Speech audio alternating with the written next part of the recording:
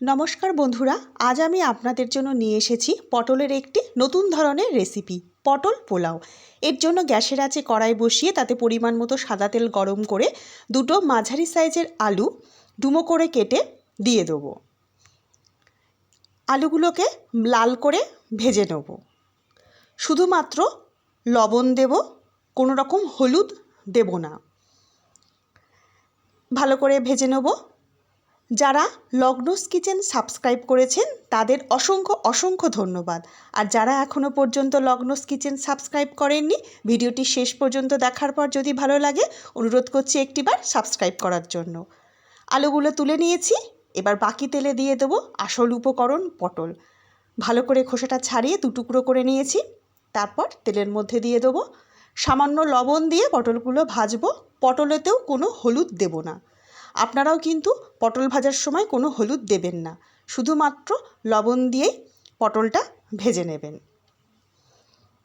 ভালো করে পটল ভাজাও হয়ে গেছে আর পটলগুলো কিন্তু নরমও হয়ে গেছে। এবার তুলে নেব। পটল ভাজার তেলটা আর এই কড়াইটা ব্যবহার করব না, এটা আমি সরিয়ে রাখবো। এবার নেব একটা হাঁড়ি আর নেব 1 বাটি গোবিন্দভোগ চাল। এই হাঁড়ির মধ্যে পরিমাণ মতো সাদা তেল গরম করে 5টা তেজপাতা আর কিছুটা গোটা গরম মশলা থেতো করে দিয়ে দিয়েছি। গরম মশলার মধ্যে আছে 4টে ছোটো এলাচ, 3 টুকরো দারচিনি আর 6টার মতো লবঙ্গ। ভালো গন্ধ বেরোলে গোবিন্দভোগ চালটা ধুয়ে এই তেলের মধ্যে দিয়ে দেবো।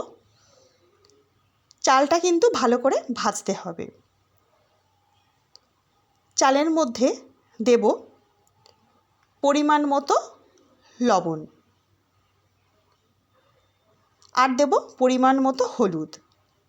এই রান্নায় কোনো রকম রং ব্যবহার করছি না, এই হলুদের জন্যই পোলাওটা কিন্তু হলুদ রং হবে।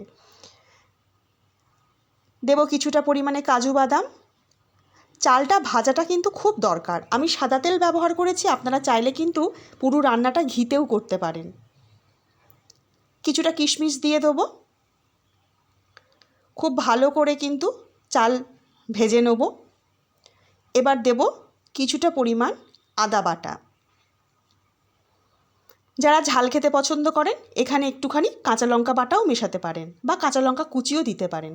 ভালো করে আরেকবার চালটা ভেজে নেব। চাল ভাজা হয়ে গেছে, এবার দেব জল। যে বাটিটায় আমি চাল মেপেছিলাম, মানে 1 বাটি চাল নিয়েছি, সেই বাটিতে 2 বাটি জল নেব।